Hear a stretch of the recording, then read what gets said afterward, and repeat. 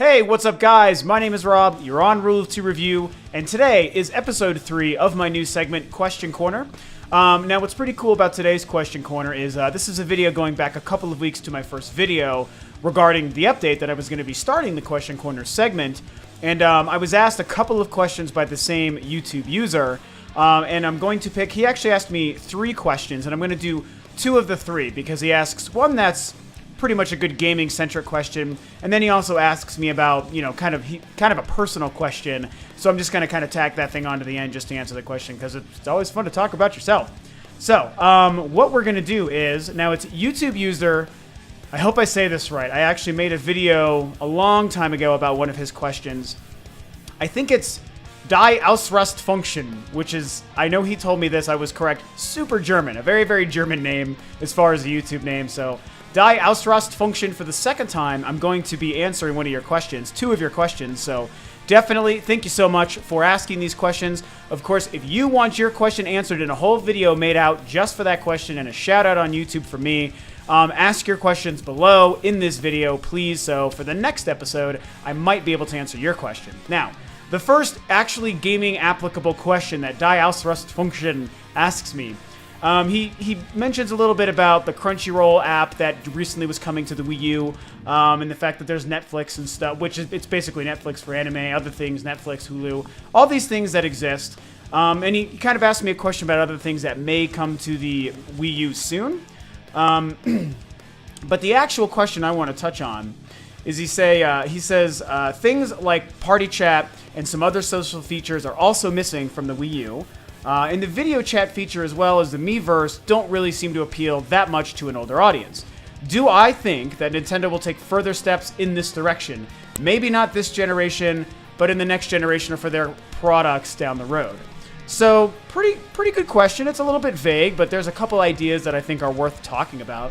I mean, Nintendo certainly is no stranger to being criticized for a lot of its, you know, overall functionality on its systems, its online component, what kind of social features it has allowed on its last 2 systems, the Wii and now the Wii U. And the Wii U, of course, has been a pretty big step forward. It's not 100% maybe where it should be, but they're getting there, and it's good that they're getting there. Hopefully they get there sooner than later. And so I do think that they will start to slowly implement more and more things of this nature to make both the functionality and your interaction with other gamers on their system better, as well as other things relating to social media networks and stuff outside of their own network and just what's available on their system. They will definitely be doing that. They are slowly but surely, and they're always slow with these things. You know, God, I love them, but they really take their damn time with these things. They will slowly but surely really start pushing forward with this kind of thing and make sure that they're actually delivering the way a lot of other people, typically older gamers, want their systems to be able to function in this department. So, I mean, a couple of things that I feel like will undoubtedly come soon, and I think a lot of these will, if not most or all of them, might come to the Wii U before the Wii U is done. Granted, there's a better likelihood of them coming for the next system whenever that comes, you know, 2017 or 18 or whenever, you know, we know that controversy ends up panning out. But I think that it's very likely that these might actually be coming, some of them, to the Wii U. Cross-game chat is obvious. That is something that they need to do, and it might be one of the few things that I actually would see not making it to the Wii U. I don't know how big of a kind of firmware update or patch to the Wii U they would have to create to make that possible to the Wii U currently. I mean, I'm sure it is possible, but it might be so much involved that it makes sense to just wait till the next system. I'm not a coder, I don't understand these kind of things, so if anyone out there knows this better than me, and you can say, whoa, it's actually really easy for them to do that, then maybe that means that they would. But cross-game chat is going to happen. This generation, maybe next. I would like that. I would certainly be lying if I didn't say that I would like to have cross-game chat. I've used it, like, on my PlayStation 4, my younger brother and I, who was part of the Free For All podcast, by the way, which you should check out, me and him will play Destiny, and we'll cross-game chat with other things, or we'll be playing a different game, even on the Xbox or something, and we can cross-game chat on one of those 2 systems, and that's fantastic. I think that stuff is cool, and also, a lot of people use it, and a lot of people would like it, so they would be smart to add that to the Wii U or to their next system.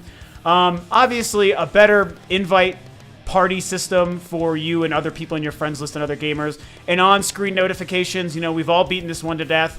I agree 100%. Nintendo, get your head out of your ass. Why is it so hard for you to do this?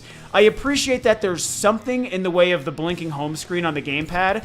It's better than nothing for sure, but a lot of us have talked about it before. It doesn't really get the job done. It just doesn't. You're not usually looking at the gamepad. I mean, there's unless you're playing on the gamepad, or if you're doing, or the occasional game that requires a lot of touchscreen stuff, you're just really not going to notice it. It would be nice if it maybe made a noise. That would be cool. And I don't think that's a setting option. I could be wrong, but I'm almost sure it's not. So they got to improve that as well, and that will absolutely happen. I think that will happen this generation for the Wii U, however they do it, whether it is a noise on the gamepad or they just, make a little on-screen notifications thing, that's going to happen. Mark my words, they're not that stupid, they will definitely do it. Now, a couple of other ideas that are just, ideas that I've thought of that I think would be pretty cool for them to do, and I think have a pretty good possibility of happening eventually. Some straightforward, obvious ones. The ability to link what you're doing to Facebook. I think it's cool that I actually hate the share button on the PS4 controller, but the idea is sound. And, I have some friends, and again, also my younger brother, who's a big PlayStation 4 guy. I see them post a lot of, quick little clips of videos and photos and stuff from their PS4 right to Facebook all the time. And I think, and it's really high quality, and I think that that's really cool. And you can also have this person, just got platinum trophy in Infamous Second Son or, Dragon Age Inquisition or whatever. Those kinds of things. I think it would be cool if there was a way for different accomplishments in Nintendo games, or you can just update the way you can update to Miiverse, photos, things like that you could actually do and link to Facebook. They'll do that eventually because that's pretty important. And Twitter as well. Basically, as great as I think Miiverse is, and I only think it's going to get better, and it is a pretty cool supplement to Facebook and Twitter and stuff like that. I think that they know it's important to also be able to have Miiverse or your Nintendo gaming linked straight up to Facebook and Twitter and those things without always or only having to do Miiverse. Now, an aside to that, or maybe even a solution to that, would be if Miiverse itself could actually be linked to Facebook. That probably would be the best way, because Miiverse in and of itself is kind of like a Facebook, we all know. And if there's a way that you could combine your posts on Miiverse with posts or visible things that other people can see on Facebook and Twitter, I think that would be really cool. And it's going to further bolster the connection to real-world, real-life, very popular websites and social media outlets to Nintendo and their network and what they're doing. And I think it's something that shouldn't be undersold. It's, love it or hate it, it's important and relevant to today's life, especially to today's media, and to us, our generation, because we're the social media generation, and a lot of us, probably more than half of us, are gamers and are playing on our Wii U's and our Xboxes and our PlayStations and our PCs, and our phones. For anyone who likes to do that, I don't, but some people do. These things, I think that they're important. And I do think, again, slowly but surely, unfortunately, Nintendo will start to implement these things. I think there will be a connection to Facebook, and there will be a connection for Miiverse to Facebook. I'm going to build off of the Miiverse thing a little bit more and also mention a Miiverse app, a Miiverse phone app. This needs to happen. Now, the Nintendo and cell phone app kind of conversation has been talked about a lot, especially the past couple of years. Even Nintendo and Satoru Iwata have brought it up a little bit. And there's a lot of, different arguments to this. Nintendo should do it. Nintendo shouldn't do it. These are the reasons it would make sense. These are the reasons it would be stupid. And I'm of the ilk overall that Nintendo stance, for the most part, is pretty sound. I think that they understand the importance of their branding. And just like how Apple is, they want all their stuff to be part of the same universe and the same, what's the word I'm looking at? It's all ubiquitous within itself. It's proprietary, if you will. And that's very smart. And that helps make Apple very successful. And I don't really like the whole Apple-Nintendo comparison, but here it's relevant. It makes sense. And Nintendo knows you only get Nintendo stuff on Nintendo's products. And that is their lifeblood. They need to live and breathe that philosophy till the day they die, till the day that company finally stops or becomes something else or whatever that happens. Hopefully never, but anything's possible in a couple hundred years. They need to stick by that, and they are sticking by that. This is one of the benefits of them being such a traditional, old-school Japanese company, is they're probably willing to fight through hell to maintain that. and that is going to be good. It is going to continue to save them. Every time it looks like Nintendo's down and out, they always come back swinging, and they surprise everybody. They're never going to be doomed. No matter what anyone says, they will never be doomed. And as long as they maintain this, even if, here they're at a fairly low point with the first year of the Wii U, it's getting better. They're actually in a pretty good stance now, and it's slowly improving. But it's been rocky, obviously. And I think that the reason they're starting to get out of that slowly is because of one of the main reasons is maintaining this tradition and maintaining this ideal. So ultimately, I believe that that's how they need to be. However, I do also think that there's a little wiggle room.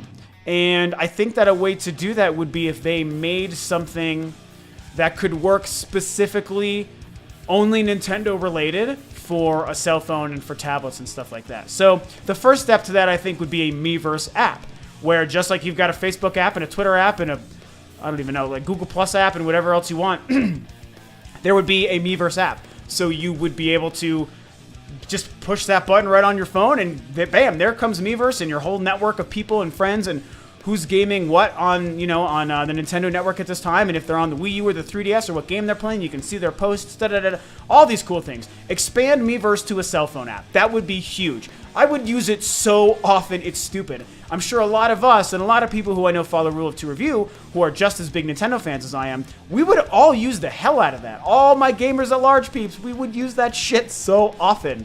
And if it was awesome, and it would probably be awesome. So I think that would be very, very smart. Also, an eShop app. I think it would be cool if there was a way to take the Nintendo eShop and browse the shop, purchase games, set them up to download on your Wii U or 3DS, like maybe while you're at work or out in the world during the day. I know I would do that. It's stupid how much money they would get me if when I'm sitting at my desk in my office at work and I'm kind of slow or I got some free time and I just start looking at my eShop and it's like, oh shit, well, okay, I'll buy that for $10 right now, and that way when I get home I can play it. How cool would that be? And I feel like that could be something that they could do. So, these are like some of the ideas that could really, really help Nintendo step into the social media aspect a little bit further. They're dabbling in it with Miiverse, and again, I said Miiverse is fantastic. I use Xbox Live, I use PSN, I use Steam. They're all great. Steam is the best, but right behind that is Miiverse. I think Miiverse is better. It's the best of the three consoles as far as their online idea for sure. Now, the network and some of the game purchasing and stuff is better on the others, but on the whole, as far as the interaction with the community, that's where Miiverse shines. So it's great. You can take that to your cell phone, to our tablets. I mean, this is the day and age where people would eat that shit up, and they're obviously kind of thinking about it. That's why they came up with Miiverse in the first place. So make it the direct competition with Facebook and Twitter. Make it a cell phone app that's going to sit right next to those two apps as well. And also link it to people's Facebooks. That would be awesome. We would all use it. I know that we would. And it would be really, really smart for them. The last thing I want to touch on that they could do, and this is furthering the cell phone thing. This is tricky, and a lot of people may hate this idea or disagree with it, but, this is just my own idea, is if they also did step into the gaming market on cell phones, and they created their own app specifically for that. So this is like a really good example is the Pokemon Shuffle game that just was announced for the 3DS that's coming out in the next couple weeks. It's just announced at the Nintendo Direct a couple days ago. We all know it's this free-to-play thing, and it's a little puzzle game, and everyone's like, it's basically like a cell phone. It's all touch-related stuff. That's a cell phone game, and it's probably the kind of thing that would be really popular and be very successful for them, especially in the free-to-play style. Now, what if they created an app that was basically a network that they're 100% in control of, monitoring, and have a division of Nintendo specifically dedicated to make Nintendo games available for that app only for cell phones and tablets?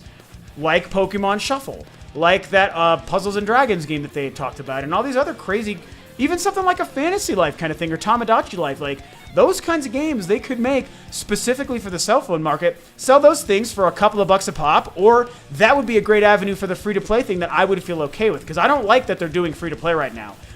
I am not happy with Nintendo for doing that, but hey, they're going to do what they're going to do. I'd like to see them be successful, so whatever. I'm not happy about it. However, if they kind of shuffled that stuff to the side and removed it from their home console market like they are with just the Project Treasure thing from Bandai Namco, remove it from the home console market and remove it from the 3DS market and make it specific to a cell phone market only, they're going to share a little bit of their revenue probably with the cell phone providers, or I don't really know how those contracts work. But if it's still maintained, run by Nintendo, and they have a team at Nintendo that is making the games and the experiences available for that, I feel like they're going to get most of the profits and money back for that, and it's just another avenue for them to explore gaming. So we're not talking about start making, you know, Mario and Metroid and Zelda games available on cell phones. I don't think they should do that, because then it does get tricky with how the money is getting shared and separated, and it hurts their branding. You know, I know that they do that. But if they're making specific cell phone games for their own specific app, like I said, I think that could be killer. I would probably never use it, but so many people would. And we all know how much money a 99-cent game like fucking Angry Bird makes. Like, what if they had the equivalent?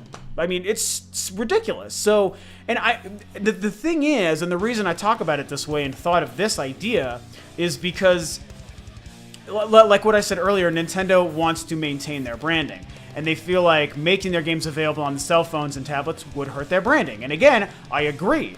But making stuff specific and only for that, just for that market, just for the soccer moms and the casual players and the people who just like cell phone apps and don't actually game, everyone knows Nintendo's name. So their name would even grab those people that would never otherwise game to a free or 99-cent app that is they know is some kind of Nintendo thing.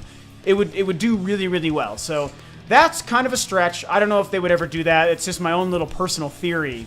And so that's kind of what that is. But I think it's a pretty interesting concept.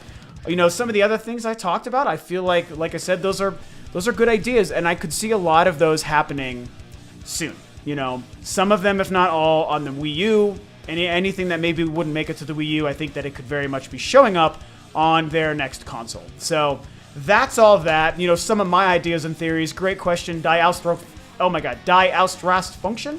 Yes, it's a really hard name. I'll put it below so you can see how it's spelled. It's crazy. DieAustrastfunktion. So, thanks for the question. The other last thing he asks me, and you know, maybe this won't interest anyone, and this is where you're going to turn the video off. That's okay. He asks me, basically, why I got into video games. He said there's a topic which maybe could make a whole video. A topic I'm really burning for is your childhood and especially how you found your way to Nintendo. And, you know, you say you hope it isn't too personal. It's definitely not. I have a freaking YouTube channel, you know, dedicated to this stuff, and I love sharing this. So that's a great I appreciate that you want to know that personal side. I actually am very flattered, so thank you, dude. So, you know, the answer to that is Nintendo was almost there for the beginning for me. So I'll reiterate a couple of points I've touched on, you know, here and there on some previous videos. And I won't make this long, guys, I promise, because I know this is the boring part. But I was born in 1980, so I'm an older-ish gamer, I guess. You know, I'm 34. So I was born in 1980, and when I was very young, me and my younger brother, so he would have been like 1 or 2, and I was like 3 or 4. No, I guess it would have been like 4 or 5. We would play. We had an Atari 2600 and a Pong machine, one of the home Pong machines. That was what we had. My parents had, I think, from our older brothers when I was a kid. So we had an Atari 2600 and a Pong, and we had this old little tiny black and white TV that was in my room when I was, 4 or 5 years old. And we played that, and I played the original Pitfall, which was like my jam. God, that was like, the coolest adventure ever. I couldn't even stand how awesome I thought that was. River Raid, Asteroids, Space Invaders, Invader, I think it was called, and just also, anyway, a lot of games. We had the original Mario Brothers, not Super Mario Brothers, but the Mario Brothers that was available for the Atari in the arcades. I had that as well. And so we did that, and I was just a really young kid who just thought it was awesome and just using those weird joysticks with the one button. And then I remember commercials in 1985 probably, for the Nintendo Entertainment System, and now you're playing with power. And what I will always remember, to the day I die, especially as the hardcore gamer I am, and the hardcore Nintendo fan that I am, I will always remember the commercial for The Legend of Zelda. It is ingrained in my mind.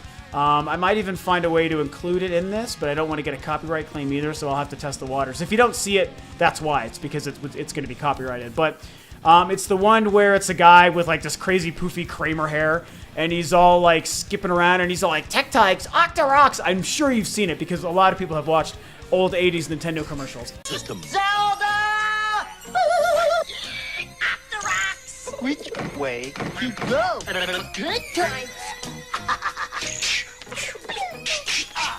Pee-pee-pee hands! And, you know, and we had just started hearing, like, in school, first grade about the Nintendo, and Nintendo was becoming this big deal. And I saw this commercial, and at the end, what I always remember is it shows a Nintendo and the gold cartridge of Zelda, and it says, you know, The Legend of Zelda, the never-ending adventure for your Nintendo Entertainment System. The Legend of Zelda, a never-ending adventure new for your Nintendo Entertainment System. Zelda! And the words, the never-ending adventure, blew my fucking 5-year-old mind. I cannot express to you with my human words what those words did to me. As a gamer, you know, at 4 or 5 years old, who was already playing games like, again, Pitfall and Adventure and things like that on the Atari, and then I saw this Legend of Zelda thing and these, like, amazing graphics, and the never-ending adventure, I was like, what does that even mean? How can that be possible? But I believed it, and it's not really true, but it kind of is, you know. But that's how they marketed it. And it was the most powerful thing I'd ever seen. And it will go down as the most powerful thing and probably within almost my entire life. Just that, you know. And so, fast forward like a year or two, you know, and I would always hear a little bit about Nintendo, and this is like now 1986 or whatever, and it's finally launched in America, and there's the Rob the Robot and whatever. And I remember I was living in Syracuse, New York at the time. 1986 probably, so I would have been 6 years old. And my older brother, one of my older brothers, Jason, I remember we were out at the mall with, you know, my parents and him and me and my younger brother. My oldest brother, I don't think, was there. My older brother would have been like, maybe like 11 or 12 or so, maybe like 13 or 14. He's about 6-7 years older than me. And I remember being in like a KB toy store and buying the Nintendo Entertainment System, you know, the one without Rob. And I like knew what was happening, but I was like so young, it was hard to like really get excited. But then I remember we got home, and I remember watching in our living room when Jason set up the Nintendo, and he had the Super Mario Brothers Duck Hunt, and he got the Legend of Zelda. And I will always remember the first time I ever saw it, it was Super Mario Brothers. And as soon as that first screen starts where Mario, the little tiny Mario, is just sitting right there, and then you start running and you're hitting blocks and jumping on Goombas, it was like fireworks in my brain, man. I was like, what? This is everything I thought it would be and more. And I was just transfixed. And then he would pop in Zelda, and he was just trying all these new things and trying Mario, trying Duck Hunt, and then put in Zelda. And it was like, this is the Zelda, this is it. And like the music was there in that opening shot where he's just standing in the middle of the thing and using a sword and fighting all the frickin' Octoroks. And I was just like, what? This is amazing.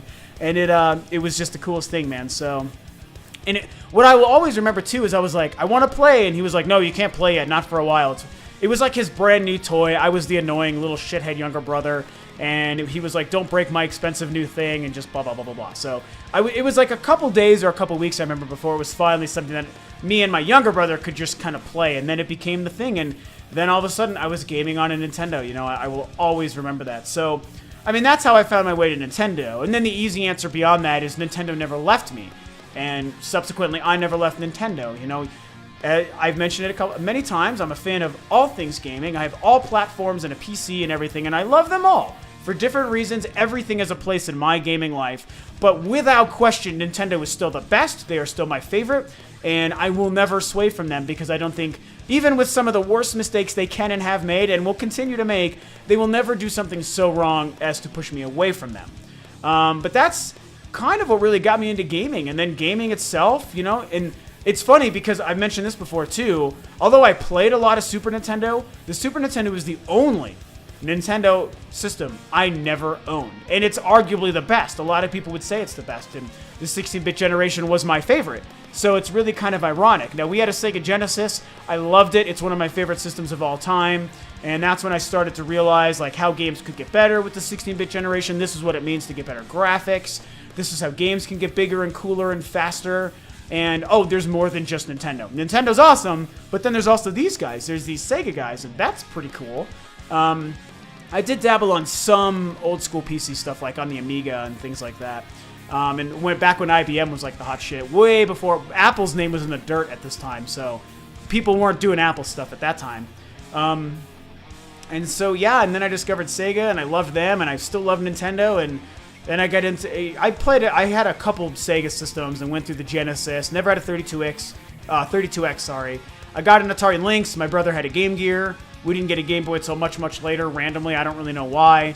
And then the PlayStation came out, and that was an interesting time with the PlayStation, Saturn, and 64 era, because that was like, I'm making this long as, I knew I was going to make this long. What am I, crazy? I can't talk for 5 minutes. When the PlayStation stuff started, and disc-based games were really becoming important, and I did have a Sega CD, but that was like really bad CD gaming. The PlayStation, although I was mad at it kind of at the time, so I never owned one. But at the same time, I recognized how quality it was. Like, the PlayStation was badass.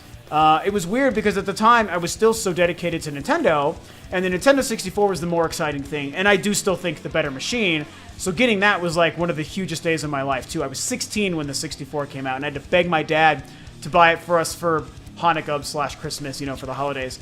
And it was just the best. But I remember playing the PlayStation right before I moved to where I live now in Colorado in '95 when it was brand new.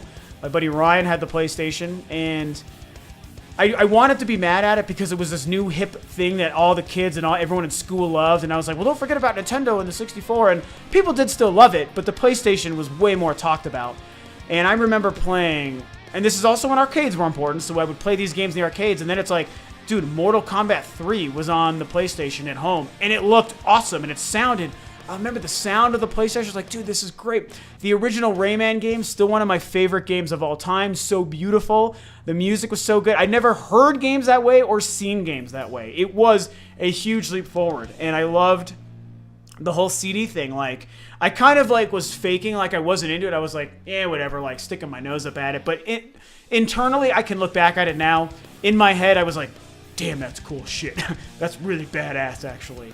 And so that was cool. The original Resident Evil, when it was brand new, I played that. The infamous dogs jumping through the window thing, I had the very first genuine scare doing that. Like, I didn't relive it later. I didn't hear about it later. Like, the year that came out, me and my friend Ryan experienced it at his house while he played that game. And I was like, this is the future of games. And it just kept me such a fan. And what's interesting is, I'm going to wrap up here. What's interesting is, you go ahead a couple more years, you get to the 6th generation, which is GameCube, PS2, Xbox. I was super excited to trade my 64 in and get a GameCube, which I did a couple of months after it came out. And I just loved it so much. I was like, this is awesome. Like, oh, it's all these graphics. Like, Nintendo's still the best, And I was, like, kind of interested in the Xbox and PS2 at the time, but not as much. I just loved my GameCube, And now what we did do is play Halo like nobody's business. I do remember my good buddy Steve in his apartment with him and his girlfriend got an Xbox and had Halo, and me and my other buddy Matt and some other friends and Steve, we would just go, and I remember the first probably 2 or 3 weeks the Xbox was out, we all would get together every single day and we would sit around, drinking soda for weeks until we beat it, going through that, and that co-op experience was huge for me. It was like, that was another new step in gaming. I was like, this is the future of gaming. Like, I've never played a game that plays this way, the way you're playing together, and you've got your team of guys also running with you, and they're talking and yelling banter as you're doing things, and you've also got your buddy sitting right next to you, and you guys are both playing the same. And like, that's so common now, especially with the advent of online. But in 2001, it was brand new, and I was 20, 21 years old.